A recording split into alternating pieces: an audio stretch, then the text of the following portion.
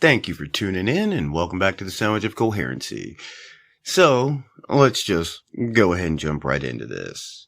And today we're going to have a look at an article by the Epoch Times or Epoch Times, whichever way you want to say it. I've heard it both ways. But there's, they covered an article on, they did a thing on, Tim Cook, the CEO of Apple. And, we've kind of talked about these things before, and the simple fact that, just too many American companies are just selling out the United States workers, and so, this article is really interesting because, they make a good point. The guy's name is Clyde Prestowitz. And, so let's go ahead and read a little bit of this and see what it says. We'll talk a little bit about it.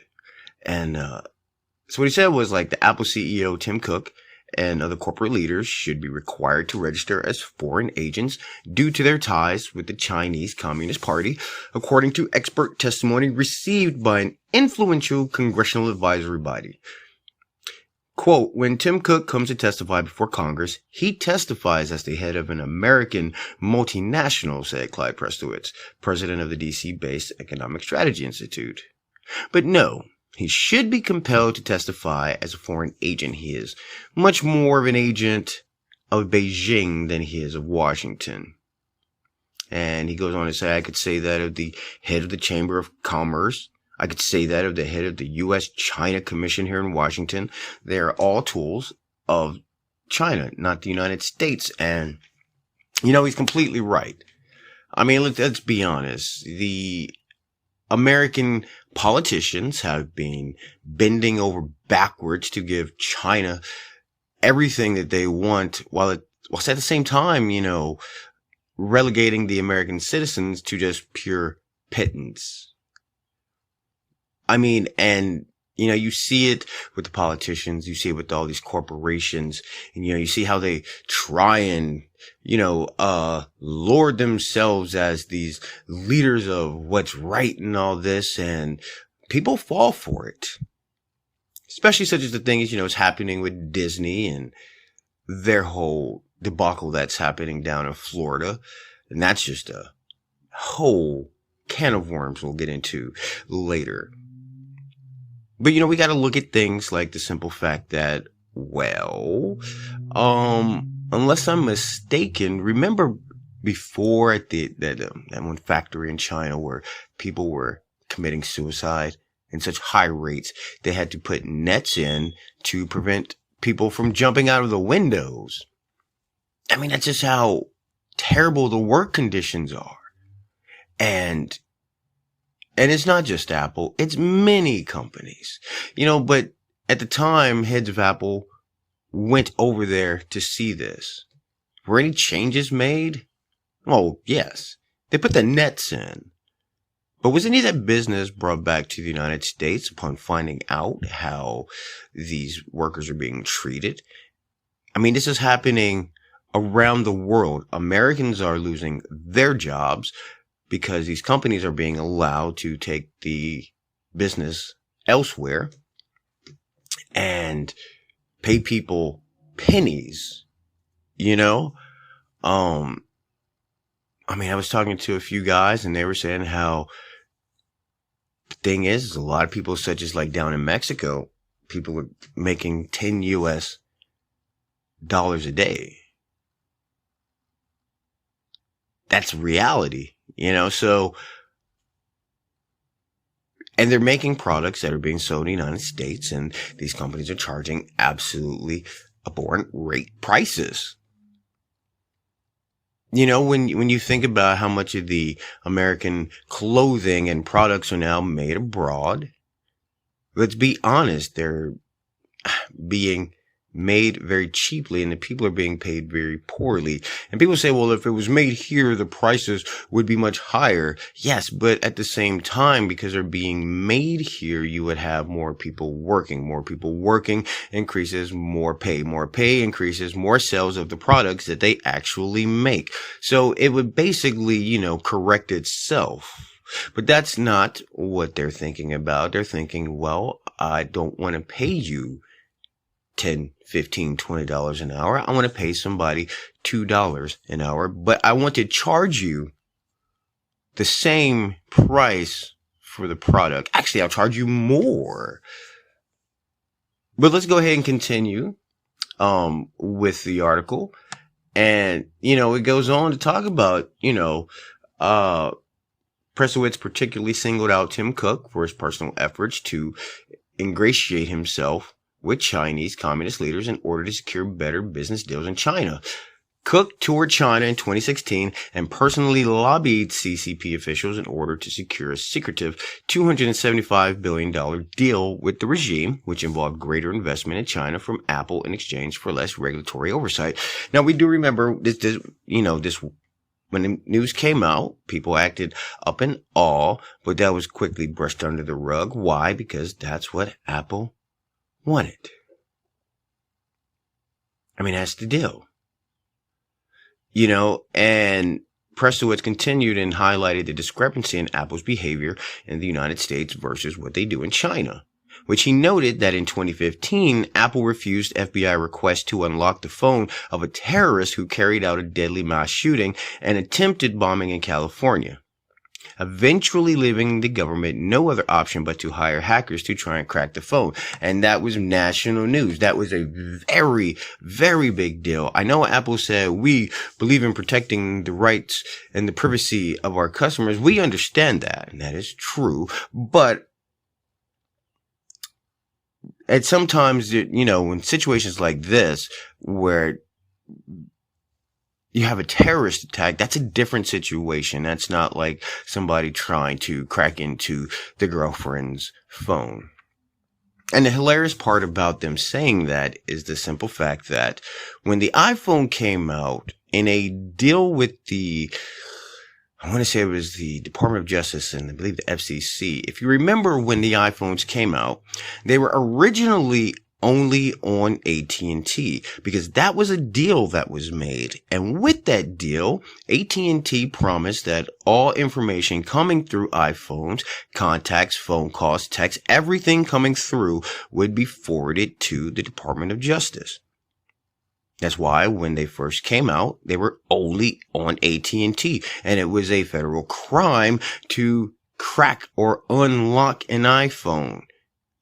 We forget that there was a time where it was illegal to crack open your iPhone. Your iPhone. You paid for it. You bought it, but you could not unlock it to put it on the provider of your choice. That when that finally got too many people upset, not that they knew that was the reason, but so many people were up in arms and about the fact they couldn't put it on whatever provider they want, they ended up changing that. But it looks like they got the information they needed because that information did also include people that were contacting people on iPhones that didn't have iPhones. But that's just a little bit of interesting history about the iPhone.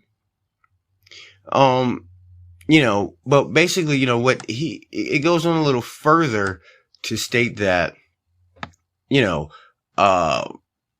Cook and Ray Dalio, they know that if they get a little bit of line with Beijing, the water and electricity will get shut off. And he noted that, this is one thing we talk about a lot, is the fact that Chinese laws require foreign companies operating in China to maintain CCP organizations within their companies, to ensure that they operate within the confines of communist dictates and that these party cells actively work to stop companies from acting against the wishes of the CCP. Because that's the rules. You can't operate in China without China having access to your company. And because China doesn't have intellectual property rights, whatever you make in China, you have to allow China to have that information so that they can, dispel it to companies in China so that they can compete with you. There was an American, I forget the name of it, from when we covered it. But there was an American solar panel company that did that, and they ended up going out of business because the company that was the Chinese wing of them undercut them with cheaper products because they had to give them their technology, and they ended up buying the U.S. company. So that's the results of operating in China. And in the end, it's simply not worth it. But in order to recoup losses and funds, I guess that's why they charge such outrageous prices for their products. But I mean, it's true. American companies are selling out the United States for a buck. I mean, we understand China has the Uyghur camps, and we know Disney worked with them, and it's funny because these companies that operate in these other countries turn around and have the nerve to come down on American citizens and try to morally dictate to them, whilst at the same time working with people that literally go against everything that they're trying to slam United States citizens for. Now, the other part about it is that, all these companies, they supported, such as what was happening in Hong Kong, the people uprising, wanting freedom to stand up for their rights and whatnot. Oh, they were all about that until the footage came out that those people in Hong Kong were flying American flags. And they wanted American style freedom. And they supported former President Donald Trump. As soon as that came out, support for Hong Kong slowly drifted away. And then the public in the U.S. turned its back on Hong Kong and began supporting China. Why? Because that's what the media told you to do. But again, companies have been selling out the United States for years. Take Burger King, for instance, a few years ago.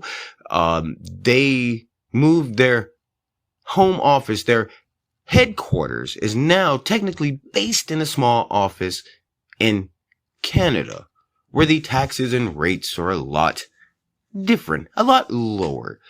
Now, mind you, this is just a little office room. The actual headquarters is still the actual original headquarters that was here in the United States, but for tax purposes, they now exist out of Canada. And that's what a lot of companies are doing. They just set up these offshore offices and switch their home base headquarters to that. And they still operate as if they are in the United States as an American company, even though they are. But that's a loophole to avoid paying the taxes that they should. So a lot has to be done about that. And I know that, we're working towards that. But that's just something to be aware of the next time you want to go out and buy a new iPhone and give them their money. Just give them your money. Just remember that the feelings that they have for American citizens is only enough to take your money, but not enough to actually make their products, mostly in the United States, and actually support the American citizens. But I thank you for tuning in, and we'll catch you next time.